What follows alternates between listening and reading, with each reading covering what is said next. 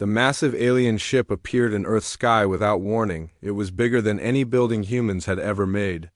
The ship looked like a dark metal mountain floating above the clouds. People all over the world stopped what they were doing and stared up at the sky in fear and wonder. Inside the White House, President Lisa Warren sat at a long table with her most important advisors. The room was full of worried faces. Admiral Jake Morrison, the head of Earth's Space Navy, looked at the computer screens showing the alien ship. Defense Secretary Tony Clark kept checking his phone for updates from military bases around the world. How did they get so close without our satellites seeing them? President Warren asked.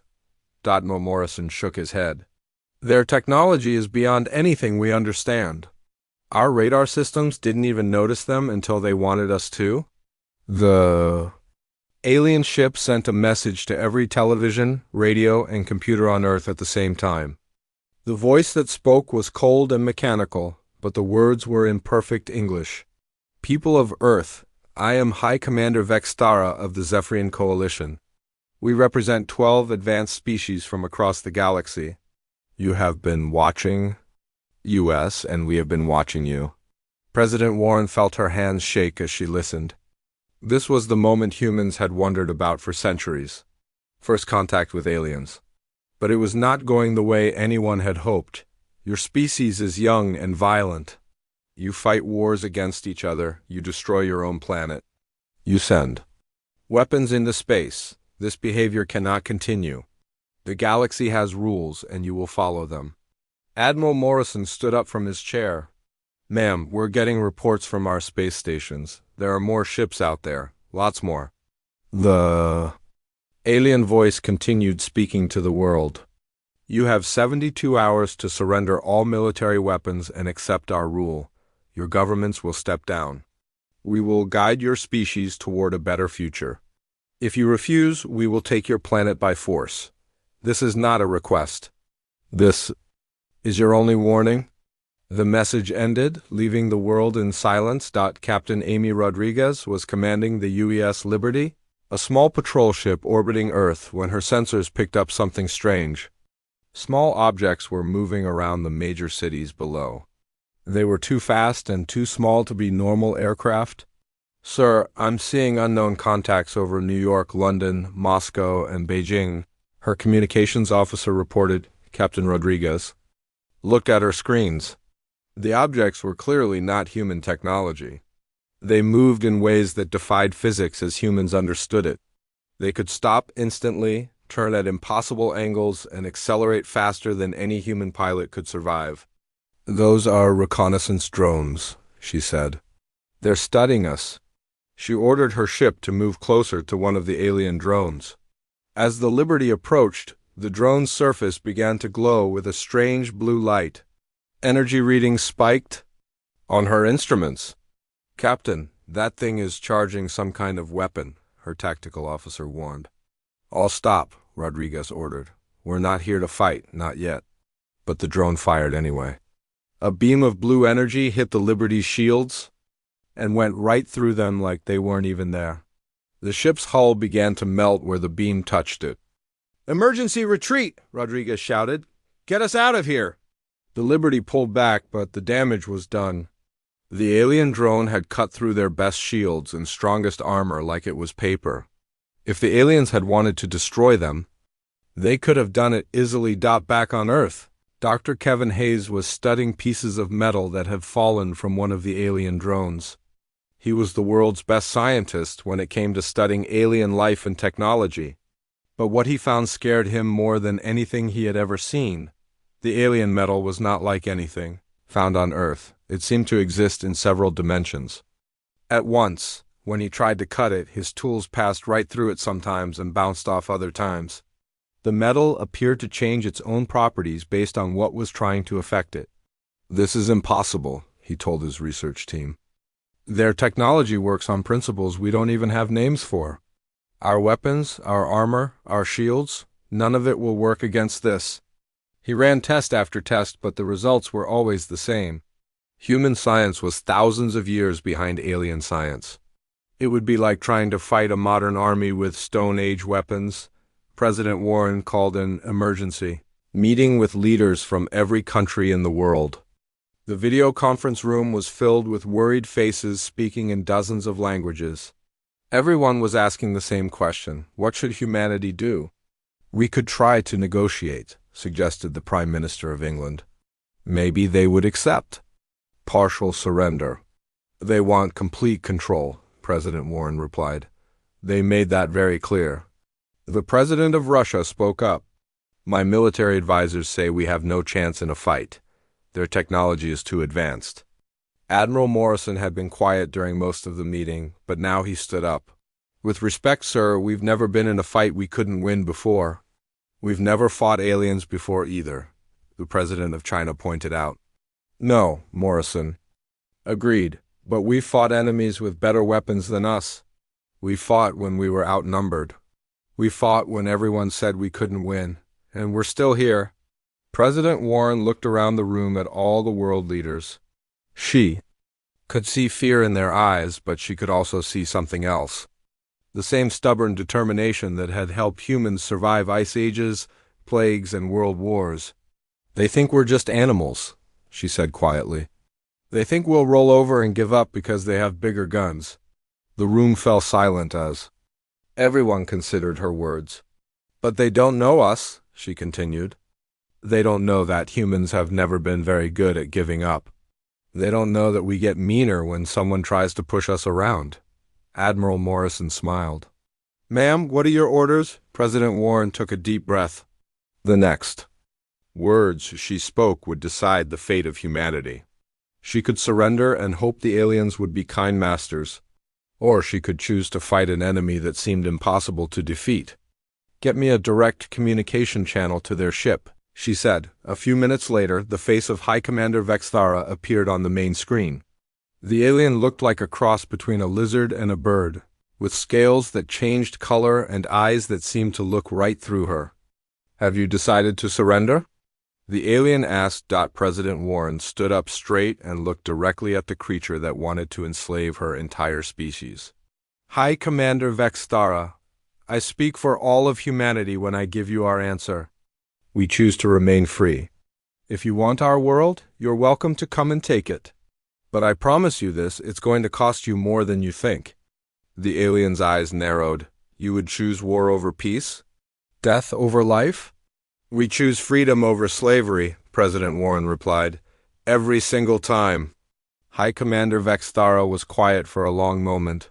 Then he spoke in a voice filled with what sounded like pity. "So be it. Your species will learn that there are fates worse than surrender." The communication ended, leaving humanity alone with their choice. War was coming.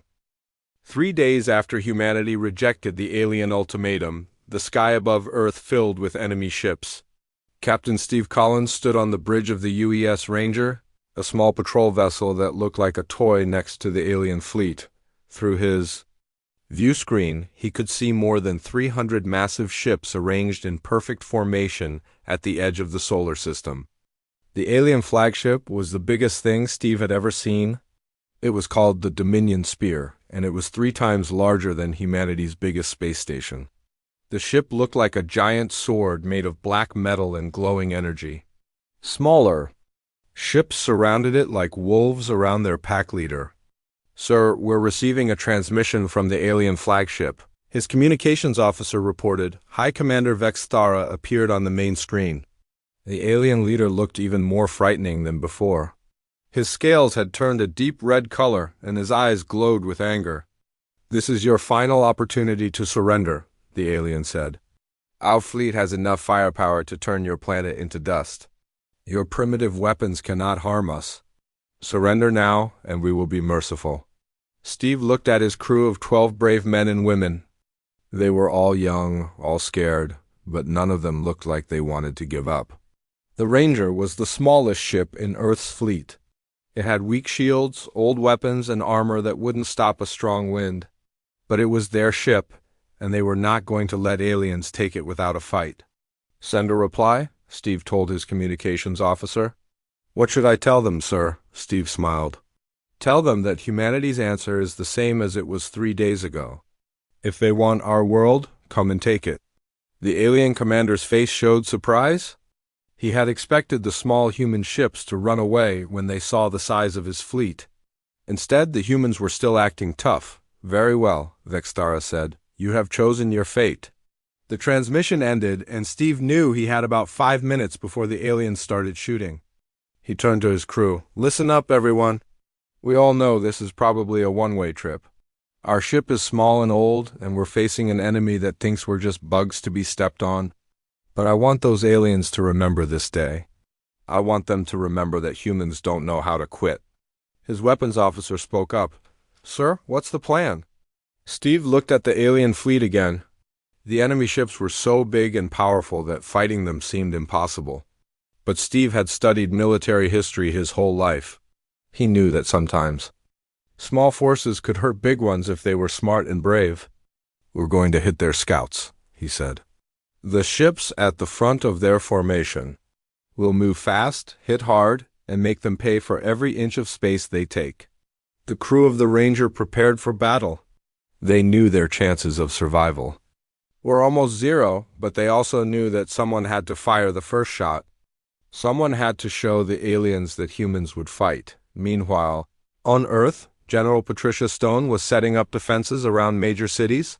She had soldiers, tanks, and aircraft, but she knew they would not be enough if the aliens decided to attack the planet directly. Her job was to make sure that if the aliens came to Earth, they would face a fight on every street corner. Admiral Jake Morrison was coordinating the human fleet from his command ship near Mars. He had 60 ships under his command, ranging from large cruisers to small fighters like the Ranger. It was the largest military force humanity had ever assembled, but it was still tiny compared to the alien fleet. "Sir, Captain Collins is beginning his attack run," his tactical officer reported. Morrison watched his screens as the small dot representing the Ranger moved toward the alien formation. He knew Steve Collins personally. The man was brave, smart, and completely crazy. He was exactly the kind of person humanity needed right now. The Ranger accelerated toward the alien scouts at maximum speed. Steve had ordered his engineer to bypass all safety systems and push the engines beyond their limits. The ship shook and groaned, but it held together. 2 alien scout ships moved to intercept the Ranger. They were each twice as big as the human vessel and armed with weapons that could cut through planets, but they were also overconfident. They expected the small human ship to run away when it saw them coming. Instead, Steve ordered his ship to fire everything it had. Missiles, lasers, and projectile weapons all struck the first alien scout at the same time. The alien ship's shields absorbed most of the damage, but Steve had expected that. What the aliens didn't expect was what happened next. The Ranger rammed into the alien scout at full speed. Both ships exploded in a ball of fire and twisted metal. The second alien scout was caught in the explosion and badly damaged. It spun out of control and crashed into a third alien ship, destroying both vessels. In less than 60 seconds, one small human ship had destroyed 3 alien vessels and damaged several others. The alien fleet stopped moving forward. Shocked by what they had just seen, High Commander Vexera stared at his screens in disbelief. The humans had just used one of their own ships as a weapon. They had sacrificed themselves to hurt his forces. This was not how civilized species fought wars. "Sir, the human fleet is moving," his tactical officer reported. Morrison had seen the Ranger's sacrifice, and he knew it was time to act. He ordered all human ships to attack using the same tactics Steve Collins had just demonstrated. They would use speed, surprise, and willingness to die to hurt the alien fleet as much as possible. Lieutenant Colonel Danny White was leading a secret mission in the asteroid belt between Mars and Jupiter. He had 12 soldiers with him and enough nuclear weapons to destroy a small moon. Their job was to plant bombs on asteroids and use them as weapons against the alien fleet. Danny and his team had been working for hours, placing explosives on the biggest asteroids they could find. It was dangerous work. One mistake with the nuclear devices would kill them all instantly. But Danny had volunteered for this mission because he knew it might be humanity's only chance to surprise the aliens. "Colonel, we've got company," his communications officer warned. 3 alien patrol ships had found them. The sleek vessels moved through the asteroid field like sharks through water, hunting for the human soldiers. "Keep working," Danny ordered his team. "I'll handle this." He climbed into his small fighter and flew straight at the alien ships. Like Steve Collins before him, Danny knew he was probably going to die. But he also knew his team needed more time to finish their mission. The alien ships fired at Danny's fighter with weapons that could melt steel. He dodged and weaved between the asteroids, using the floating rocks as cover. His ship was hit several times, but he kept flying when the aliens got too close to his team. Danny made the same choice Steve Collins had made. He aimed his damaged fighter at the nearest alien ship and hit the afterburners. The explosion lit up the asteroid belt like a small star. Danny's sacrifice gave his team the time they needed to finish planting the bombs. When they detonated the nuclear devices, dozens of asteroids became deadly projectiles, flying toward the alien fleet. The first major battle of the war happened near Jupiter. Commander Rachel Stone commanded 15 human destroyers against 50 alien warships. The humans were badly outnumbered and outgunned, but they fought like wild animals. Rachel had studied every military battle in human history. She knew that. When fighting a stronger enemy, you had to be unpredictable. You had to do things they didn't expect. Her ships attacked in small groups, hitting the aliens from different directions. When a human ship was badly damaged, instead of retreating, the crew would ram it into an alien vessel. The aliens had never seen anything like it. "These humans are insane," one alien captain reported to High Commander Vextara. "They use their own ships as weapons. They fight like they want to die." Vextara watched the battle with growing concern. His fleet was winning, but they were losing far more ships than predicted. The humans were supposed to be an easy enemy to defeat. Instead, they were proving to be the most dangerous opponents the Zephyrian coalition had ever fought. The battle lasted 6 hours. When it was over, the aliens controlled the space around Jupiter, but they had lost 43 ships. The humans had lost all 15 destroyers, but each one had taken at least 2 alien ships with it. Rachel Stone's final message before her ship was destroyed was broadcast to the entire human fleet. "Make them pay for every inch. Make them remember that humans don't know how to quit." Back on the alien flagship, High Commander Vextara was beginning to understand that this war would not be as easy as he had expected.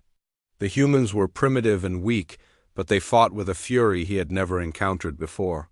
"Send a message to the Coalition Council," he ordered. "Request additional reinforcements."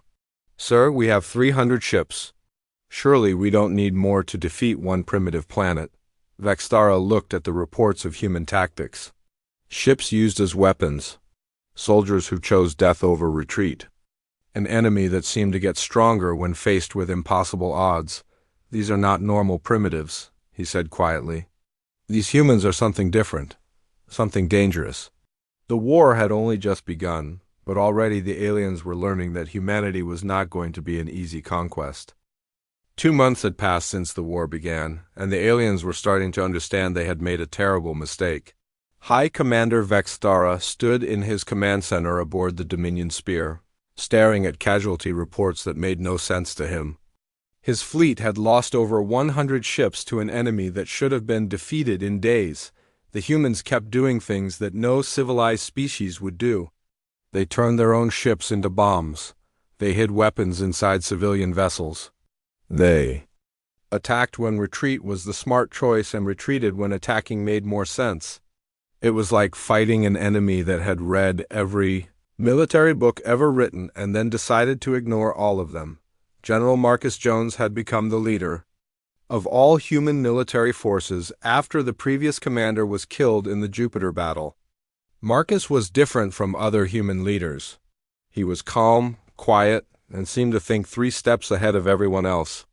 The aliens had started calling him the Ghost because his strategies appeared out of nowhere and struck where they least expected. Marcus sat in his underground command center on Earth, studying holographic displays of the solar system.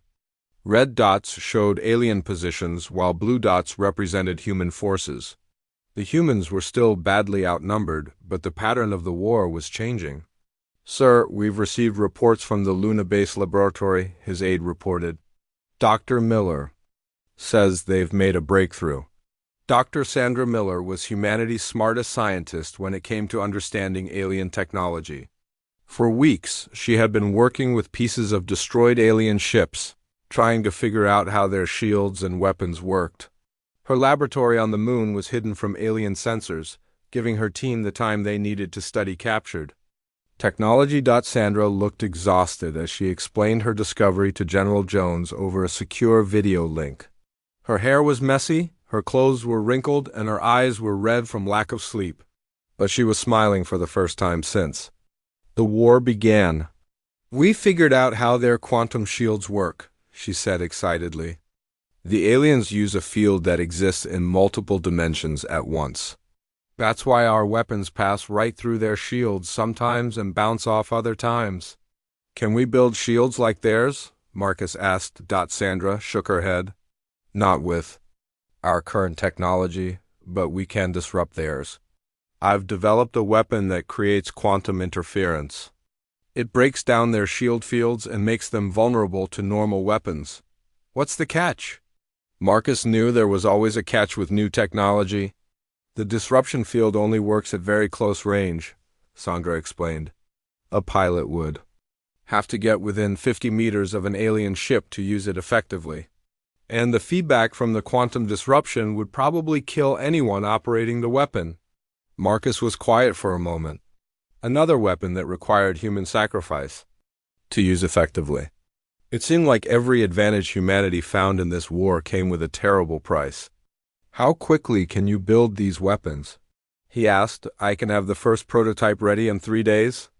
Captain Billy Turner was the best pilot in the human fleet. He had flown more combat missions than anyone else and survived battles that had killed dozens of other pilots. When General Jones asked for volunteers to test the new quantum disruption weapon, Billy was the first to raise his hand. "Sir, I understand the risks," Billy said when Marcus tried to talk him out of volunteering. "But if this weapon works, it could change the whole war." Billy's wife, Sarah, was also a pilot, flying patrol missions around Earth. She begged him not to volunteer for what everyone knew was a suicide mission, but Billy had made up his mind. "Someone has to be first," he told her. "If I don't do it, someone else will. At least this way I know it's being done right." The test mission took place near Saturn, where a single alien cruiser was patrolling alone. Billy's fighter had been modified with Dr. Miller's quantum disruption device. The weapon looked like a metal box with glowing cables running to the ships. Power systems. Billy approached the alien ship carefully, using Saturn's rings to hide his approach. The alien cruiser was huge compared to his small fighter, but he had fought bigger enemies before. As he got closer, he could see the blue glow of the aliens' quantum shields. "This is Turner," he radioed back to the command ship. "Beginning attack." "Run." Billy pushed his fighter to maximum speed and flew straight at the alien cruiser. The enemy ship detected him when he was still 1,000 meters away and began firing. Beams of energy lit up space around his fighter, but Billy kept flying. At 100 meters, the alien weapons were so close he could feel the heat through his cockpit windows. At 70 meters, his ship's armor began to melt. At 50 meters, he activated the quantum disruption device. The effect was immediate and terrible. The alien ship's shields collapsed instantly, but the feedback from the quantum field tore through. Billy's fighter like lightning. Every system on his ship failed at once. The cockpit filled with smoke and sparks. Billy felt the quantum energy burning through his body, but he lived long enough to see his missiles punch through the alien cruiser's unprotected hull. The enemy ship exploded just as Billy's fighter disintegrated around him. Sarah Turner listened to her husband's final transmission with tears streaming down her face. Billy's last words were, "It works, the weapon works." The aliens were confused and frightened by what they had seen. One of their most powerful cruisers had been destroyed by a primitive human fighter. How was this possible? High Commander Vextara called an emergency meeting with his senior officers. The holographic displays in the command center showed the wreckage of the cruiser floating in Saturn's orbit. "How did they penetrate our shields?" he demanded. His science officer, a thin alien with purple scales, looked nervous as he delivered his report. Sir, they have somehow learned to disrupt quantum fields. This should be impossible for a species as primitive as humans. Clearly it is not impossible, Vextara replied angrily. What does this mean for our fleet? If they can build more of these weapons, sir, our shields will be useless against them. The alien commander felt something he had never experienced before in his long military career. Fear. Not fear of death in battle, which was honorable, but fear that his superior enemy might not be superior after all. Colonel Nancy Parker commanded the human ground forces on Mars. The Red Planet had become an important staging area for human military operations, with underground bases hidden beneath the surface. Nancy was a tough soldier who had fought in wars on Earth before the aliens arrived. The aliens made their first big mistake when they decided to attack civilian targets on Earth. They thought that bombing cities would break human morale and force a surrender. Instead, it made humans angrier than ever before. When news of the civilian attacks reached Mars, Nancy requested permission to launch a revenge strike against the alien supply convoys traveling between Jupiter and Saturn. General Jones approved the mission immediately. Nancy took 50 volunteers in small, fast ships loaded with the new quantum disruption weapons. They waited in the asteroid belt for 3 days until a large alien supply convoy passed through their area. The convoy had 30 cargo ships protected by 12 warships. The human attack came from all directions at once. Nancy's ships appeared from behind asteroids, moving fast and firing the new weapons at point-blank range. The alien shields collapsed one after another, leaving their ships defenseless. "This is for the children in New York," Nancy radioed as her ship destroyed an alien cargo vessel. "This is for London," another pilot called out as he rammed his fighter into an alien escort ship. The battle was over in 20 minutes. The entire alien supply convoy was destroyed, along with most of Nancy's volunteer force. But the message was clear. If the aliens targeted human civilians, humans would make them pay a price they couldn't afford. Back on the Coalition homeworlds, the ruling council was receiving disturbing reports from the war zone. High Commander Vextara had requested reinforcements twice in 2 months. This was supposed to be a simple police action against primitive savages, not a major military campaign. Council leader Zephys, the oldest and most respected member of their species, reviewed the battle reports with growing alarm. The humans had destroyed nearly half of the invasion fleet and showed no signs of surrendering. "How is this possible?" he asked his military advisors. "Our technology is thousands of years ahead of theirs. The humans fight differently than any species we have encountered," his chief advisor explained. "They seem to prefer death to defeat. They use tactics that no rational species would consider." "What kind of tactics?" "They turn their own ships into weapons, sir. They attack when they should retreat. They sacrifice their best soldiers to achieve small victories. It is as if they value victory more than their own lives." Council leader Zephys had ruled the coalition for over 200 years. He had overseen the conquest of dozens of worlds and the integration of 12 different species into their alliance. But he had never encountered an enemy like humanity. "Send additional reinforcements to Vextara," he ordered. "Double the size of our fleet." "Sir, that will require pulling ships from other sectors. Some of our member worlds will be left undefended." "Then do it. These humans must be defeated quickly, before other primitive species get the idea that they can resist us." But deep in his heart, Council leader Zephys was beginning to wonder if the coalition had started a war they might not be able to win. The humans were showing them something they had never seen before, a species that would rather die fighting than live as slaves. On Earth, General Marcus Jones received intelligence reports about the alien reinforcements heading toward the solar system. The new fleet would double the enemy's strength and give them enough firepower to destroy every human world. But Marcus was not worried. In 2 months of fighting, he had learned something important about his enemy. The aliens were strong and advanced, but they thought like machines. They followed rules and patterns. They expected their enemies to act rationally. Humans, on the other hand, had never been very good at acting rationally. They specialized in doing the unexpected, the impossible, and the insane. And now they had weapons that could hurt the aliens. Marcus smiled as he looked at the tactical displays. The aliens thought they were sending reinforcements to finish an easy war. Instead, they were sending more targets for humanity's growing fleet of quantum disruption-equipped ships. The war was about to enter a new phase, and for the first time since it began, humans had reason to hope they might actually win. 6 months into the war, humanity had transformed from a desperate underdog into a real threat. Admiral Jake Morrison stood on the bridge of the newly rebuilt Mars Defense Platform, watching human ships patrol the outer solar system with confidence they had never shown before. The war was far from over, but something fundamental had changed. The humans were no longer just surviving. They were winning. Morrison looked at the tactical displays showing the positions of both fleets. The aliens still had more ships, but their advantage was shrinking every day. Human shipyards on Earth, Mars, and the Moon were working around the clock to build new vessels equipped with quantum disruption weapons. Every new ship that joined the human fleet could fight alien vessels on equal terms. More importantly, the humans had learned to think like their enemy while keeping their own unpredictable nature.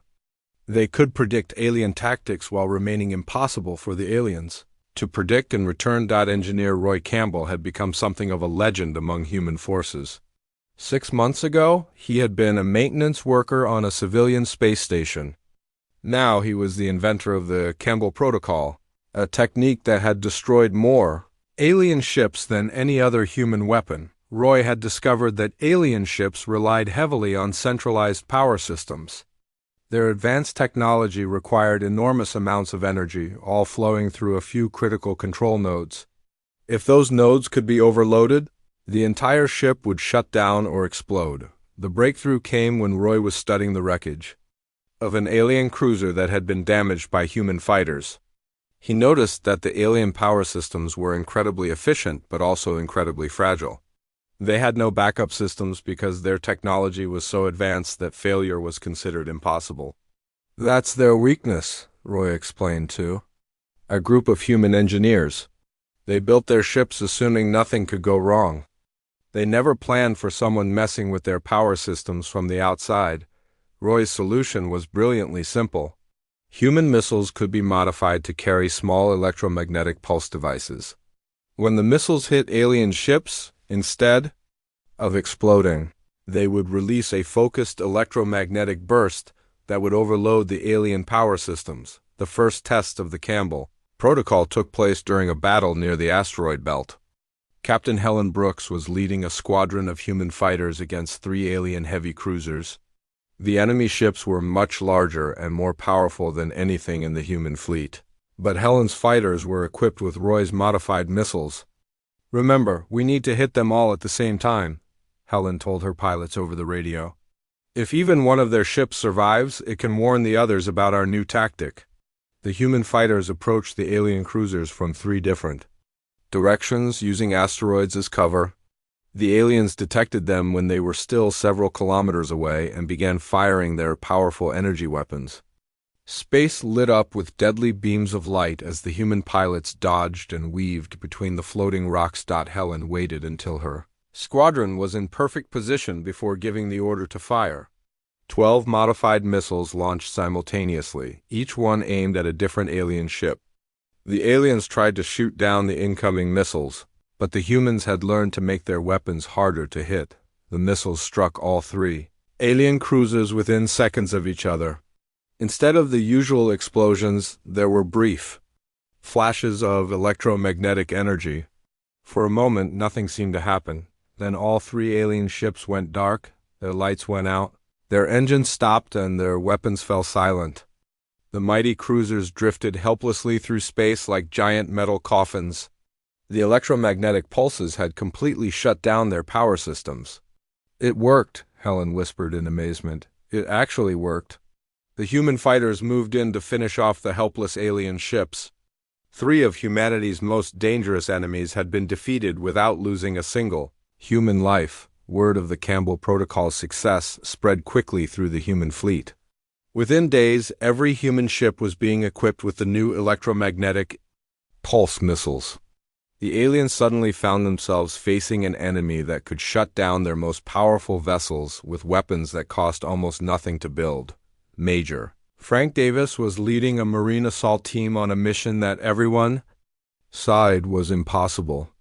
Intelligence reports had revealed the location of an alien command ship that was coordinating enemy operations throughout the solar system. If the humans could capture it intact, they would gain access to alien communication networks and strategic plans. The problem was that the alien command ship was heavily defended and located in the middle of the enemy fleet. Getting close enough to board it would require flying through a wall of enemy fire that no human ship had ever survived. Frank had volunteered for the mission anyway. He was a career Marine who had spent 20 years learning how to do impossible things. He had fought in jungles, deserts, and cities on Earth. Now he was about to fight in the cold vacuum of space. "Listen up, Marines," Frank told his team as they prepared for the mission. "We're going to board an alien ship, fight our way to the command center, and steal their computers." It sounds crazy because it is crazy, but crazy is what we do best. Frank's team consisted of 20 of humanity's best soldiers. They were equipped with the latest weapons and armor, but they all knew that technology would only take them so far. The real weapons they carried were courage, determination, and the refusal to give up no matter how bad things got. The assault began when Captain Helen Brooks led a diversionary attack against the alien fleet. Her fighters, now equipped with Campbell Protocol missiles, struck at enemy ships throughout the formation. The aliens responded by sending most of their forces to deal with what they thought was a major human offensive, while the aliens were distracted. Frank's team approached the command ship in a small, stealthy vessel. The ship was designed to look like a piece of space debris, and it worked perfectly. They drifted past the alien defenses without being detected. The hardest part was getting inside the alien ship without triggering its automatic defenses. Frank and his team had studied captured alien technology for months, learning how their doors, locks, and security systems worked. It was like learning to pick locks while wearing thick gloves in the dark. Once inside, the real fighting began. The alien ship was full of corridors that were too tall for humans and rooms that were designed for creatures with different body shapes. Frank's team had to fight their way through deck after deck of alien soldiers, who were desperate to protect their command center. The aliens were tough fighters, but they had never faced human Marines before. Humans had spent thousands of years perfecting the art of close-quarters combat. They knew how to fight in tight spaces, how to use cover effectively, and how to keep fighting even when they were wounded. Frank lost 8 of his 20 Marines during the assault, but the survivors finally reached the alien command center. The room was filled with holographic displays showing the positions of every alien ship in the solar system. Banks of alien computers contained communication codes, battle plans, and strategic information that human intelligence had been trying to obtain for months. "Download everything," Frank ordered his team's computer specialist. "We need to get out of here before they realize what we've done." The download took 12 precious minutes while Frank and his remaining Marines held off waves of alien soldiers trying to retake the command center. When it was finally complete, Frank made a decision that would change the course of the war. Instead of trying to escape with the stolen information, he ordered his team to plant explosive charges throughout the alien command ship. The explosion would not only destroy an important enemy vessel, but also convince the aliens that the raid was just another human suicide attack. They would never suspect that the humans had actually stolen their most secret information. Frank's team barely escaped before the charges detonated. The alien command ship exploded in a fireball that could be seen from Mars. The aliens assumed it was another example of human kamikaze tactics and never realized that their entire communication network had been compromised. Dr. Kevin Hayes was analyzing the captured alien data when he made a discovery that shocked everyone in the human command structure. The aliens were not as strong as they pretended to be. Their fleet was already operating at maximum capacity, with no significant reserves available. More importantly, the alien communication network was completely centralized. Every ship in their fleet received orders through a single control system, located in the Proxima Centauri star system. If that system could be disrupted, the entire alien fleet would be cut off from their command structure. This changes everything, Hayes explained to General Marcus Jones. We'd been thinking of this as a defensive war, trying to protect Earth from invasion, but the real target isn't here. It's in the Proxima Centauri system. Marcus studied the intelligence reports with growing excitement. For months, humanity had been fighting a defensive war, trying to survive until the aliens gave up and went home. But now they had a chance to take the offensive and strike at the heart of the enemy's power. How many ships would we need for an attack on Proxima Centauri? He asked. At least 50 vessels equipped with quantum disruption weapons, Hayes replied. And we'd need to capture their control station intact. If we just destroy it, they'll build another one. Marcus was quiet for a long time, thinking through the implications of what Hayes was suggesting. An attack on Proxima Centauri would require humanity to send most of their fleet on a journey that would take months. If the mission failed, Earth would be left defenseless. But if it succeeded, the war would be over. Admiral Morrison received his orders 3 days later. He was to take 60 of humanity's best ships and launch a surprise attack on the alien stronghold in the Proxima Centauri system. The mission was codenamed Operation Prometheus, after the mythical human who stole fire from the Godstot as Morrison prepared his fleet for the longest journey in human history. He thought about how much had changed since the war began. 6 months ago, humanity had been a single planet facing an impossible enemy. Now they were preparing to attack an alien star.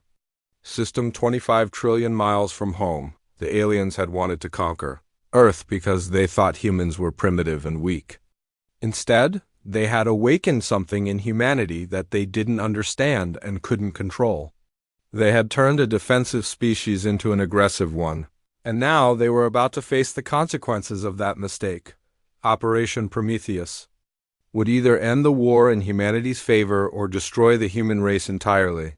But as Morrison looked at his fleet of battle-tested ships and veteran crews, he felt confident that humanity was ready for whatever came next.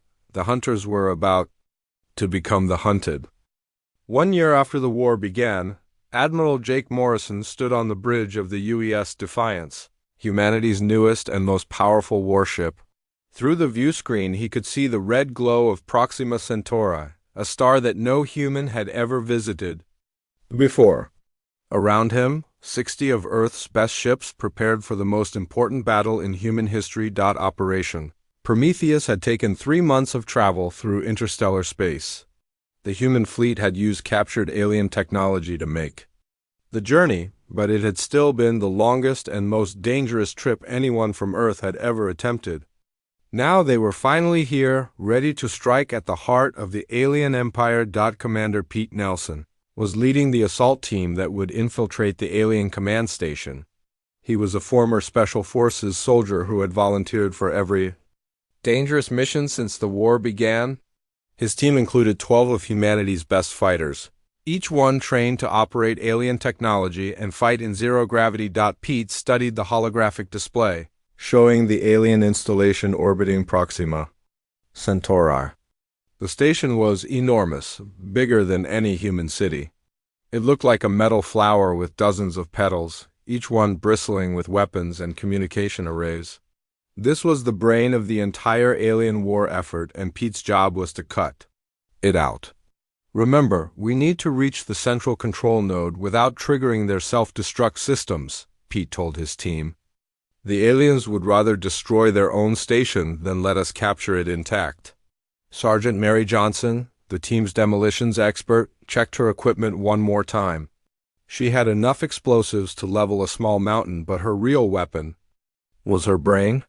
Mary had studied alien technology for months, learning how their systems worked and how to disable them without causing massive explosions. "I've got shaped charges ready for their power conduits," she reported. "If we can plant them in the right locations, we can disable their weapons without destroying the whole station." Corporal Joe Adams was the team's computer specialist.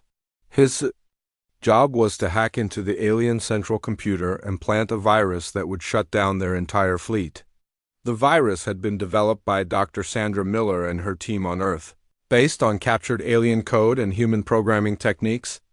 "The virus is ready," Joe said, patting the small device attached to his belt. "Once I plug this into their main computer, every alien ship in the galaxy will lose contact with their command structure." While Pete's team prepared for their infiltration mission, Admiral Morrison coordinated the space battle that would distract the alien defenders. The enemy had 40 ships guarding the command station, including some of the most powerful vessels in their fleet.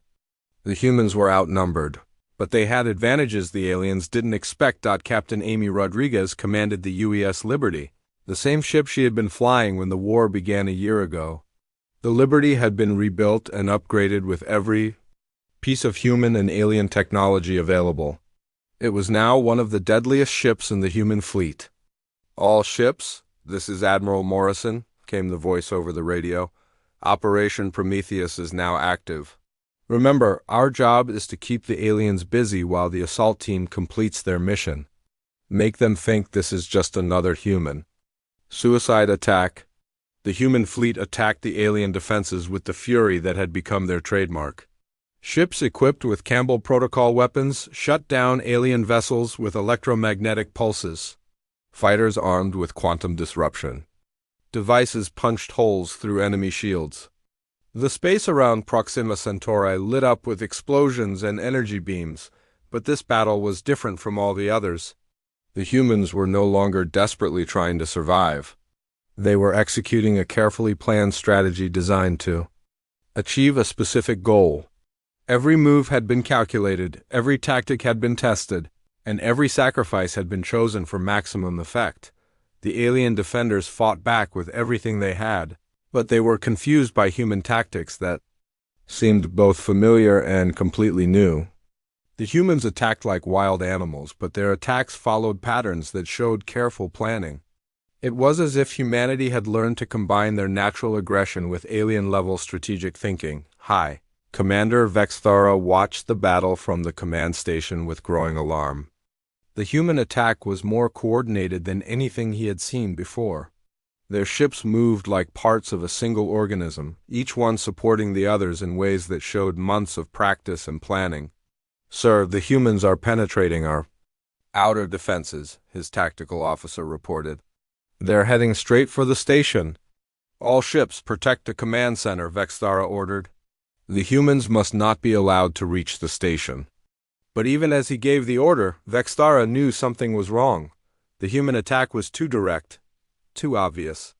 In a year of fighting, the humans had never used such straightforward tactics. They always had tricks, surprises, and backup plans. That appeared when least expected. What was their real plan this time? Pete Nelson's assault team used the space battle as cover to approach the alien command station in a small stealth ship. The vessel was based on captured alien technology and was almost invisible to enemy sensors. While the alien defenders focused on the human fleet, Pete's team slipped past their defenses unnoticed. Getting inside the station was the hardest part of the mission. The alien facility was designed to keep intruders out, with multiple layers of security systems and automated defenses. But Pete's team had studied captured alien technology for months, and they knew how to exploit weaknesses in the alien designs. Mary Johnson used her explosives to create a small hole in the station's outer hull. The breach was tiny, just big enough for humans to crawl through, and it was located in a section of the station that alien sensors couldn't monitor effectively. Once inside, the team moved quickly through corridors that were too tall for humans and rooms that were designed for creatures with different body shapes.